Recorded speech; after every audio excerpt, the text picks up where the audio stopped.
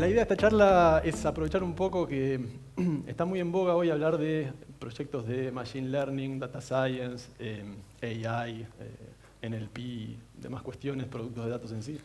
Pero poco se habla justamente de yo señalo ahí, pero estoy acá.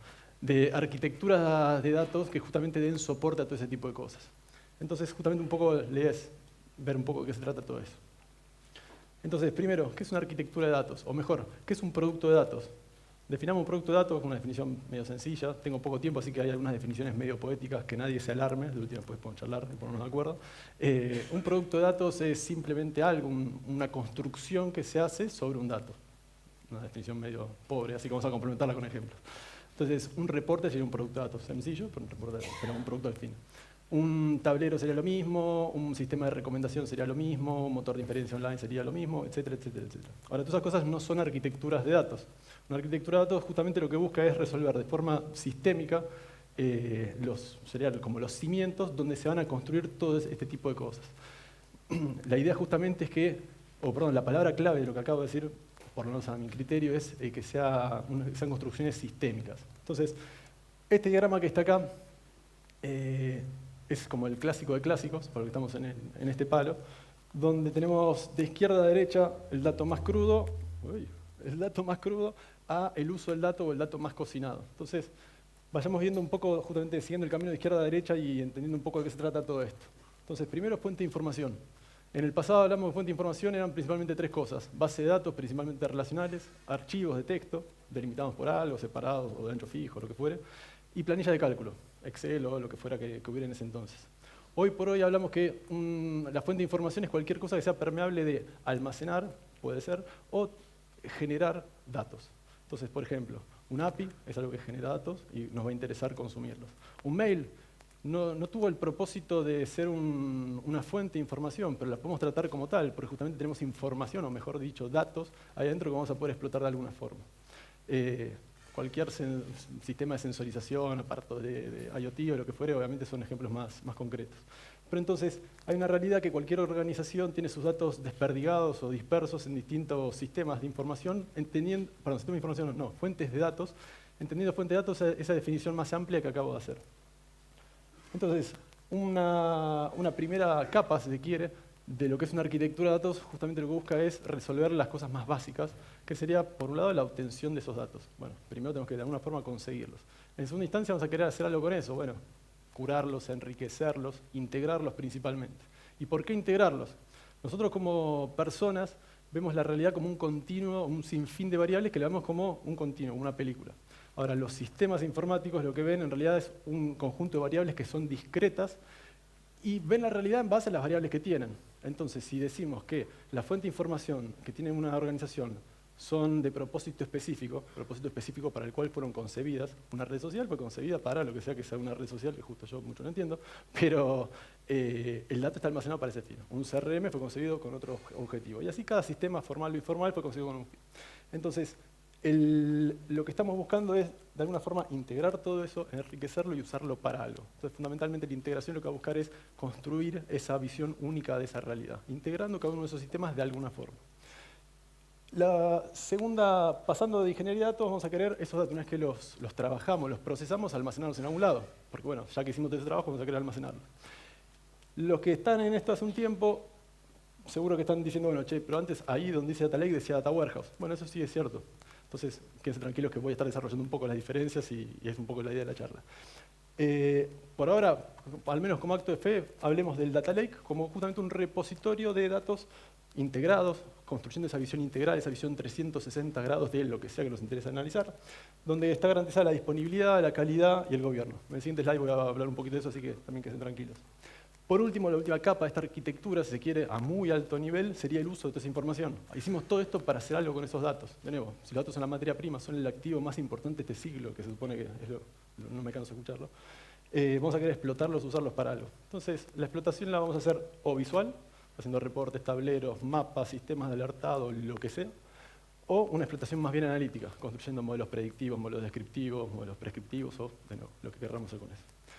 Entonces, ¿qué buscamos en realidad en la arquitectura? Esto, la idea es leerlo, es una idea, ¿no? De arriba para abajo, pero cada definición se va a ir complementando. Entonces dije antes que la integración lo que busca es lograr una visión única de la realidad. Bueno, de nuevo, somos personas, estamos acostumbrados a eso, los sistemas no están acostumbrados a eso, sobre todo cuando los orígenes de datos están dispersos. Garantizar la disponibilidad y la calidad de la información. La calidad de la información es algo medio obvio, así que me quedo más que nada con la disponibilidad. Disponibilidad significa que esté la información actualizada. También parece una obviedad, pero no es tanto. Si yo consigo los datos, los procesos después de mucho esfuerzo, y esa información queda desactualizada, ¿qué decisión importante voy a tomar en base a eso? No va a ser para nada. Si conseguí esas dos cosas, o sea, conseguí primero la primera, después la segunda, el siguiente paso va a ser monopolizar el acceso a esos datos. No se me ocurren muchos ejemplos de una acepción, sí que se dice así, positiva de la palabra monopolizar, pero en este caso creo que está bueno. Si consigo un repositorio donde tengo esa visión integral, tengo los datos garantizados en calidad y en disponibilidad, más vale que todos usen esos datos. Tiene el mayor sentido. Si conseguí todo eso, el siguiente paso es definir cómo vamos a usar esos datos. Construir una serie de políticas que me definan esos datos, no solamente cómo los voy a almacenar, sino cómo los voy a usar. Es decir, construir esas políticas es estar hablando de gobierno. Tal vez aprovechando, estoy invitado por Andrea Nieta, bueno, se me ocurre el ejemplo de, no me mate nadie, pero tal vez digo una pavada, pero creo que está bueno.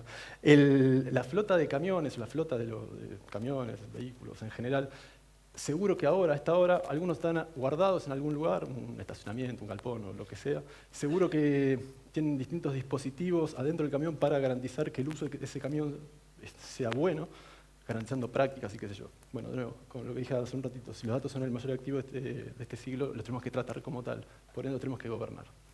Y por último, si conseguimos todo lo anterior, obviamente vamos a querer alimentar a todos los sistemas de información que tengamos. Y es medio una obviedad. Si conseguimos después de un esfuerzo titánico todo lo anterior, vamos a querer que todos usen, todos los sistemas que tengamos, formales e informales, usen esa misma data. Bueno, ¿cuál es el problema? Es que armar esto es lento. O perdón, no es que es lento para reaccionar.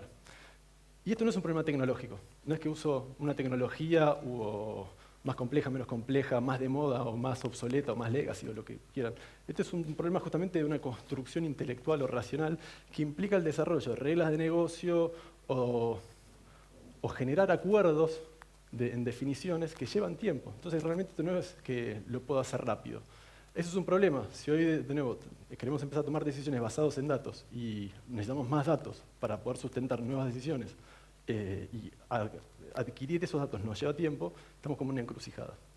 Y ese en algún punto es el gran problema que teníamos cuando hablamos de un data warehouse. Que de nuevo, un data warehouse es una construcción monolítica. Lo voy a pasar medio, no quiero entrar mucho en detalle porque estoy muy acotado en tiempo, pero de nuevo, los que venimos de esa época, cuando hablamos de un data warehouse, que se sigue usando y no tiene nada obsoleto, de hecho creo que hoy más que nunca, tiene sentido la definición, el problema es que es una construcción monolítica, con lo cual toda esta lentitud tiene un impacto más grande. Un poco por eso, y un poco también asociado a nuevos paradigmas tecnológicos y la disponibilidad de nuevas herramientas tecnológicas, es que empezamos a usar el concepto de data lake. ¿Qué es un data lake entonces? Es simplemente eso, un repositorio de datos crudos. O sea, una especie de directorio, un file system, con mucha prensa claramente, ¿no? Pero particularmente que se monta en entornos distribuidos o cloud. ¿Por qué? Porque queremos almacenar y procesar grandes volúmenes de datos. Y la única forma de hacer eso es almacenarlo de forma distribuida, porque realmente es la única forma. No existe pendrive, disco rígido o algo que permita almacenar grandes volúmenes de datos de una forma más o menos coherente. Entonces, en el primer diagrama, y siempre uso el mismo, más lindo, más feo, yo hablo de data lake como un todo. Y de hecho, esto parece una ironía, ¿no? Porque en este momento no hay buenas definiciones, inclusive no hay literatura de esto. Es como un buen momento para estar trabajando porque es un proceso que en algún momento va a empezar a definirse. Como en el 91, Bill Aymond escribió Building Data Warehouse y de ahí en adelante, entonces empezamos a usar eso. Hoy por hoy no existe todavía eso. Entonces, la construcción de un data lake muchas veces genera estas dudas de voy a implementar Hadoop y listo, y se acabó. Y la verdad que dista mucho de eso. Entonces, hablar de un data lake en realidad significa hablar de mínimamente estas tres capas de datos. La capa que es data lake propiamente dicho, que es este repositorio de datos crudos, y es eso, datos crudos, o sea, réplicas de datos en archivos y no mucho más. Historia completa, cruda, con o sin estructura, tal como viene en origen, si viene con calidad, si viene sin calidad, definitivamente no integrada, definitivamente si consideramos todas esas cosas, y no sería el mejor lugar para tomar decisiones, si de nuevo las decisiones vamos a tomarlas basadas en datos que no van a estar garantizados en nada. Lo único que va a estar garantizado, es la frecuencia de actualización, o sea, la disponibilidad. Me paso a la otra punta, el Data Warehouse, que algo comenté. El Data Warehouse, por el contrario, es un repositorio de datos estructurados con un objetivo particular que es ayudar a las personas a tomar esas decisiones de forma recurrente. Es decir, para... Acá está la grieta también. La zona fantasma. Entonces, el Data Warehouse lo que busca, y es esa definición que hice ahí, o ese comentario que hice ahí, es darle a los usuarios finales, los usuarios de negocio, la forma fácil de acceder a un dato de calidad, es decir, a través de un tablero, a través de un sistema de información, con la herramienta que sea, con la tecnología que sea, o sin ninguna tecnología a través de Excel, pero garantizando el dato en su calidad. Entonces, el dato está estructurado y se concibe la construcción de un Data Warehouse desde la necesidad. Yo necesito analizar mis ventas por día o por semana, fantástico. Entonces, ese va a ser el detalle granular. Yo voy a almacenar eso. Solamente en esa definición significa que estamos perdiendo un montón de detalles. Todo el detalle granular que tengo del detalle transaccional en el Data Warehouse no está. ¿Dónde va a estar? Y seguro que en el Data Lake. En el Data Warehouse va a estar todo garantizado en calidad, además, ahí no. Entonces, justamente lo que buscamos es un área intermedia, un sandbox, que nos permita acceder de forma sencilla o más o menos sencilla al dato más crudo. Entonces, ahí es donde se empieza a romper un poco el paradigma. Tenemos por un lado algo que nos garantiza la calidad del dato y la disponibilidad. O sea, para cualquier información o cualquier pedido de detalle recurrente, vamos a buscarlo en el Data Warehouse, porque como va a ser recurrente, vamos a haber justificado la inversión en construir los pipelines que nos den esa data, que nos garanticen todas estas cosas. Por otro lado, para cualquier pedido adicional, por ejemplo, un pedido, vemos que las ventas cayeron y queremos ver qué pasó. Entonces, para ver eso, quiero ver todos los movimientos transaccionales en tal periodo de estos vendedores en esta sucursal o lo que sea. Eso en el warehouse probablemente no esté. Ahora, seguro va a estar en el Data Lake. Entonces vamos a usar justamente esta capa intermedia para accederlo. Si esto todavía queda muy abstracto, vamos un poquito más a detalle. Estoy yendo de lo general a lo particular. Entonces, vamos como por capas. Primero de nuevo, el Data Lake. El Data Lake entonces va a ser, vamos a verlo construido a través de tuberías o pipelines de datos que se dice, que se van a encargar de conseguir de los datos orígenes, replicar los datos que nos interese y en el mundo utópico, perdón, en la utopía total, el 100% de los datos. Listo. Las áreas de sandbox en realidad las vamos a tener separadas, idealmente. Un sandbox más bien analítico, cuyo foco va a ser justamente facilitar el trabajo a los científicos de datos, que puedan acceder al detalle granular de una forma sencilla, conectándole los stacks tecnológicos que quiera usar el científico de datos, sean los que sean, y un sandbox más bien operativo, que van a resolver esas necesidades de información que son más bien ad hoc, que exceden lo que está en el Data Warehouse. Entonces, vuelvo con el ejemplo anterior. Vamos a cuenta que yo tengo mi tablero de ventas, fantástico, que uso todos los días para operar. Tengo el reporte que me llega todos los días a las 8 de la mañana con el detalle de lo que pasó, lo que dejó de pasar, con el saldo de caja o lo que fuera. Ahora, quiero algo adicional, me cae una auditoría del BCRA, que decían por lo general están en estas fechas. Bueno, probablemente ese detalle granular o ese detalle que es algo más bien ad hoc o no muy recurrente, lo vaya a buscar al sandbox operativo. Pero para buscarlo ahí voy a tener que construirlo, o sea, voy a tener que en realidad ir al Data Lake, generar los procesos que me hagan la extracción y las lógicas que me garanticen la calidad. Entonces, sí, va a ser más rápido, pero la verdad que no es muy reproducible a lo largo del tiempo, porque el esfuerzo de sacar siempre la información de ahí tiene un sobrecosto operativo muy alto. Entonces, ahí es donde la coexistencia de todo esto empieza a resolver esa lentitud que teníamos al principio. También un poco asociado a los perfiles de usuario, ¿no? Científicos de datos van a estar usando su sandbox analítico. Usuarios de negocio van a usar su warehouse. Los usuarios de negocio un poco más avanzados, los analistas de negocios o aquellos power users que son de negocio, pero son ese bicho raro que tiene una pata técnica, saben algo de SQL, pero entienden muy bien de negocio, usarán obviamente el warehouse, pero para esa información adicional irán a buscarla al sandbox. Y obviamente la gente de ingeniería, o sea, ingenieros de datos que se van a encargar de la construcción de los pipelines de datos, van a estar principalmente alimentando el Data Lake y obviamente el resto de las áreas, pero principalmente el Data Lake. A ver, quedan 3 minutos, así que más o menos creo que... Bueno, vamos a ver cómo cierro algunas cuestiones. Ahora me voy un poco para atrás, vuelvo como al diagrama origen, pero con otra visión, un poco más de arquitectura. Entonces, esta es una arquitectura general. Vamos a analizarla primero en la parte superior. Las fuentes de información, siendo las que sean, con todas las cosas que están de moda, la sensorización, los mensajes, todas esas cosas que parecen, no sé por qué le ponemos tanta prensa a veces, pero que existen. Las fuentes tradicionales y todas coexistiendo de alguna forma.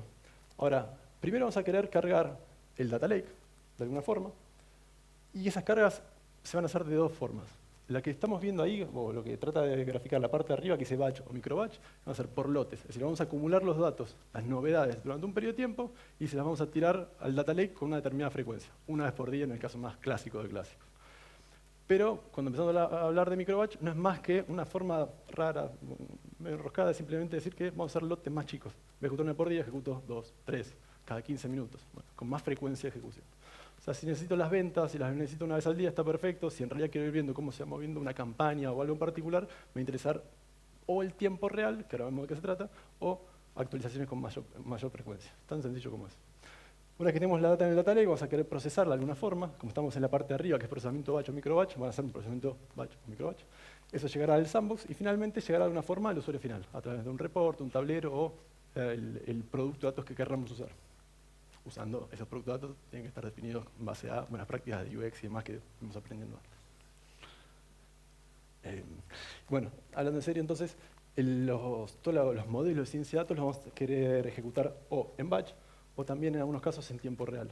Entonces, para complementar y como realmente cada vez empezamos a usar data cada vez con alta frecuencia, en algunos casos el microbatch no nos alcanza. Tal vez no nos interesa ejecutar cada 15 minutos, tal vez realmente queremos reaccionar ante eventos en cuestión de segundos o inclusive menos, cuando podamos. Entonces ahí es donde vamos a ir por abajo. ¿Esto va a aplicar para todos? No, ni de casualidad. O sea, no nos interesa todas las fuentes tenerlas en tiempo real. Realmente no tendría sentido.